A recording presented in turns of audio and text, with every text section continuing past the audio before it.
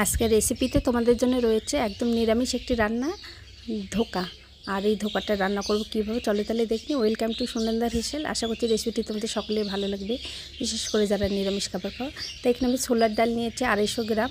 তো এটা আমি রাতের বেলায় ভিজে রেখে দিয়েছিলাম, রাতের বেলায় ভিজে রেখে দিতে হবে, তাহলে ডালটা পেস্ট করে নিতে খুব সুবিধা হবে। তো দিয়ে দিচ্ছি 2 ইঞ্চির মতো আদা আর 4-5টি কাঁচা লঙ্কা। এখন ব্লেন্ডারে এটা ভালো করে পেস্ট করে নেব। পেস্ট করে আগে দিয়ে দেবো কিছু শুকনো মশলা, হলুদ, লবণ আর হিং দিয়ে দিচ্ছি। আর আগেই তো আদা কাঁচা লঙ্কা দিয়ে দিয়েছি, আর সামান্য একটু জিরে গুঁড়ো দিয়ে দিলাম। এখন ভালো করে পেস্ট করে নেব। তো পেস্ট করে নেওয়া হয়েছে, একদম মিহি দানা কিন্তু পেস্ট করে নিতে হবে, তা একদম যেন কোনো দানা না থেকে থাকে।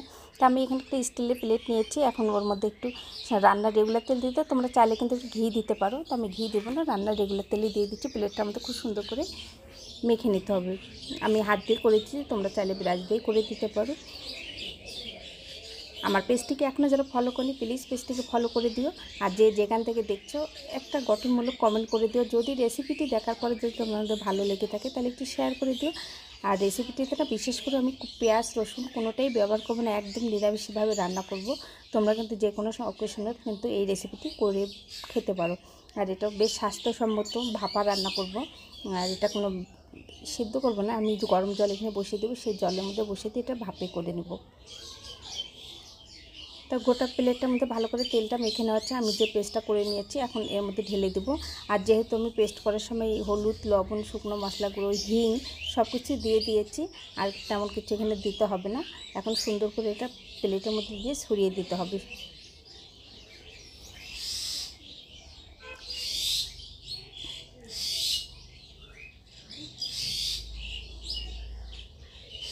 ছড়িয়ে দেওয়া হয়েছে, দেখো সুন্দর করে একদম কিন্তু চতুর্দিকে করে নিতে হবে।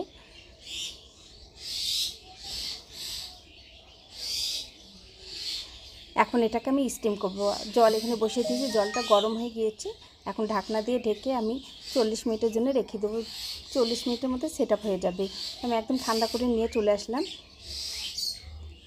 এখন পিস পিস করে কেটে নিচ্ছি। আমি তো স্কোয়ার শেপ করে কেটে নিচ্ছি, তোমাদের ইচ্ছা মতো শেপ দিয়ে নিতে পারো, এর কোনো ধরাবান্ধা নিয়ম নেই। দেখো একদম কেকের মতো স্মুথলি কিন্তু উঠে যাচ্ছে। আর এটা কিন্তু তোমরা এমনি তেলেতেও ভেজে খেতে পারবে, যে রান্না করে খেতে হবে তার কিন্তু কোনো মানে নেই, তেলের মধ্যে ভেজেও খেতে পারবে। তো আমি এখানে রান্নার রেগুলার তেল বসিয়ে দিয়েছি, তার মধ্যে এখন ধোকার টুকরোগুলো ভেজে নেব। আর এই ধোকাটা কিন্তু আমি শুরুতে বলে দিচ্ছি, কিন্তু মনে পড়ছে না, যাই হোক আবার বলে দিচ্ছি। ছোলার ডাল দিয়ে কিন্তু করেছি। তোমরা কিন্তু ছোলার ডাল দিয়ে করো, মটর ডাল দিয়েও করা যাবে, তবে ছোলার ডাল দিয়েই বেশ ভালো লাগে। ছোলার ডালে একটা সুন্দর একটা স্মেলও পাওয়া যায়। একদমই লাল করে ভেজে নিতে হবে কিন্তু। তো লাল করে ভেজে নেওয়া হয়েছে, আমি পরবর্তী যেগুলো বানাচ্ছি সেগুলো ভেজে নিচ্ছি। এখন ওই তেলের মধ্যে বেশি করে যেহেতু তেল দিয়েছি, আর তেল দিতে হবে না। এই তেলের মধ্যে গোটা গরম মশলা, 2টো শুকনো লঙ্কা, একটি তেজপাতা আর একটি হিং দিয়ে দিলাম। হিংটা যদি তোমাদের হাতের কাছে থাকে তোমরা দিতে পারো, আর যদি না থাকে তাহলে স্কিপ করতে পারি। হিং যে দিতে হবে এর কোনো মানে নেই, হিংটা দিলে বেশ একটু সুন্দর একটা স্মেল পাওয়া যায়, এই জন্য দিয়েছি। আর দিয়ে দিলাম পাকা টমেটো 2টো পেস্ট করা, দিয়ে দিচ্ছি আদা, জিরে আর ধনে বাটা একসঙ্গে বেটে রেখে দিয়েছি, সেটারই 1 চামচ আমি দিয়ে দিলাম। আদা, জিরে, ধনে বাটা আর 2টো টমেটো পেস্ট। টমেটো পাকা টমেটো দেওয়ার কারণে সুন্দর না কালার এসে গেছে। কিন্তু আমি কিন্তু এখনও লাল লঙ্কার গুঁড়ো ব্যবহার করিনি এখানে, মানে লঙ্কা এখনও কোনো ব্যবহারই করিনি, জাস্ট 2টো শুকনো লঙ্কা এখানে দিয়েছি। তো এখন দিয়ে দিচ্ছি হলুদ, লবণ, পরিমাণ মতো হলুদ লবণটা দিয়ে দিলাম। আর আগেই তো মশলা দিয়ে দিচ্ছি, আর দিয়ে দিচ্ছি চিনি। চিনিটা বেশ খানিকটা দিয়েছি, এই রেসিপিটা একটু মিষ্টি খেতে বেশ ভালো লাগে, আমার কাছে ভালো লাগে। তোমরা চাইলে স্কিপ করতে পারো বা পরিমাণে একটু কমিয়ে দিতে পারো। অনেকে আছে একটু ঝাল খাবার খেতে পছন্দ করো, তার নিরামিষ রান্না একটু মিষ্টি মিষ্টি হলে বেশ ভালোই লাগে। বেশি ঝাল হলে কেন কোনো দিনই ভালো লাগে না আর কি নিরামিষ রান্নাটা।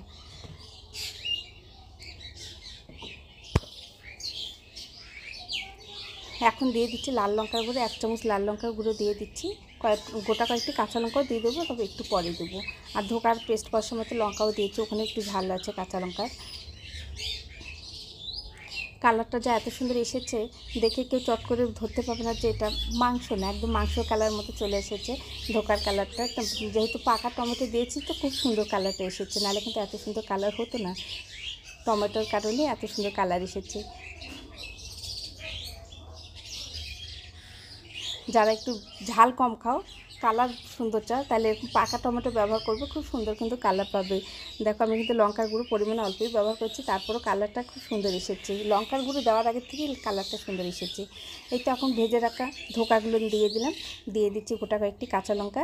এখন ভালো করে কষিয়ে নিতে হবে, খুব সুন্দর করে কষিয়ে নিতে হবে। একটু জল দিয়ে দিলাম, যাতে যেই পরিমাণে জল দিতে হবে যাতে ধোকাগুলো জলের মধ্যে থেকে যায়, মশলাটা তেল ঝাল মশলা যা